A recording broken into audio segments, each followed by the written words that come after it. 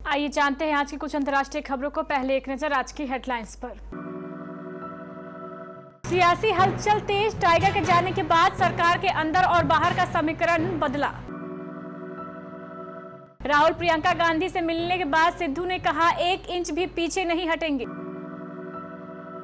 पुरानी पेंशन पर केंद्र सरकार का बड़ा कदम, वित्त मंत्री निर्मला सीतारमण ने संसद में किया ऐलान।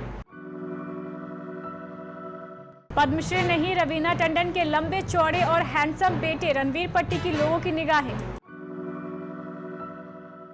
यूट्यूबर मनीष कश्यप की बड़ी मुश्किलें, सुप्रीम कोर्ट से नहीं मिल रही राहत। इजराइल ने गाजा पट्टी पर की एयर स्ट्राइक। पुतिन को सता रहा हत्या का डर, बचने के लिए कर रहे सीक्रेट ट्रेन और रूट का इस्तेमाल। प्रियंका चोपड़ा ने बेटी मालती मैरी को करवाए सिद्धि विनायक के दर्शन। श्रीदेवी के दीवाने हो गए थे राम गोपाल वर्मा, आज मना रहे हैं अपना जन्मदिन। और आरसीबी के खिलाफ केकेआर की जीत के बाद शाहरुख खान ने विराट कोहली को लगाया गले और खींचे गाल, खूब वायरल हो रहा वीडियो। जगन्नाथ महतो झारखंड सरकार के केवल एक शिक्षा मंत्री नहीं थे, वे कुर्मी, बहुल्य, गिरिडीह, बोकारो और धनबाद इलाके में झामुमो के टाइगर भी थे। इस क्षेत्र में उनकी दहाड़ थी, दूसरों को पछाड़ने की ताकत थी। इस लिहाज से जगन्नाथ महतो के जाने के बाद हेमंत सोरेन सरकार के अंदर और बाहर दोनों का समीकरण बदलेगा। हेमंत सरकार को अपने इस कार्यकाल में छठे उपचुनाव का भी सामना करना पड़ेगा। सबसे पहले सरकार को किसी कुर्मी को ही मंत्री बनाना पड़ेगा। वह हफीजुल अंसारी की तरह चुनाव से पूर्व ही जगन्नाथ महतो के पुत्र अखिलेश कुमार महतो उर्फ राजू होंगे या फिर कोई दूसरा कुर्मी विधायक। उल्लेखनीय है कि मधुपुर से विधायक रहे हाजी हुसैन अंसारी की मौत के बाद चुनाव से पूर्व ही झामुमो ने उनके पुत्र हफीजुल अंसारी को मंत्री बनाकर एक नई चाल चली थी। 35 साल पुराने रोड रेज मामले में सजा काटने के बाद जेल से बाहर आए नवजोत सिंह सिद्धू ने गुरुवार को राहुल गांधी और पार्टी महासचिव प्रियंका गांधी से मुलाकात की। सिद्धू ने कहा कि उन्हें जेल में डाला जा सकता है, डराया धमकाया जा सकता है, लेकिन वह पंजाब और पार्टी नेताओं को लेकर अपने संकल्पों से पीछे नहीं हटेंगे।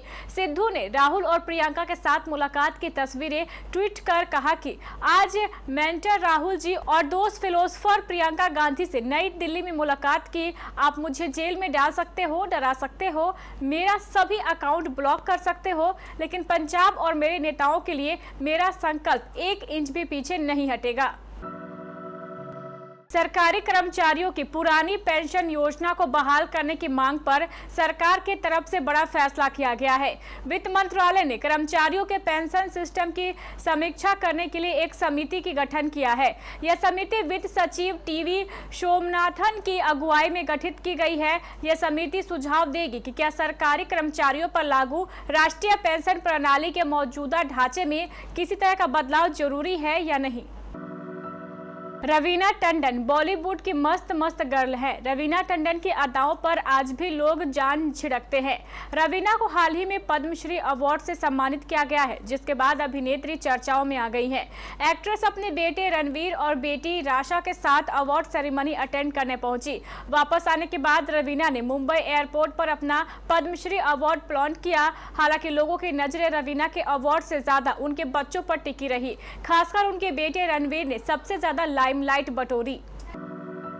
बिहार के यूट्यूबर मनीष कश्यप की परेशानी लगातार बढ़ती जा रही है। जहां एक तरफ तमिलनाडु में मनीष कश्यप पर राष्ट्रीय सुरक्षा अधिनियम के तहत केस दर्ज किया गया है, वहीं गुरुवार को सुप्रीम कोर्ट में दायर की गई कश्यप की याचिका पर अब 10 अप्रैल को सुनवाई की जाएगी।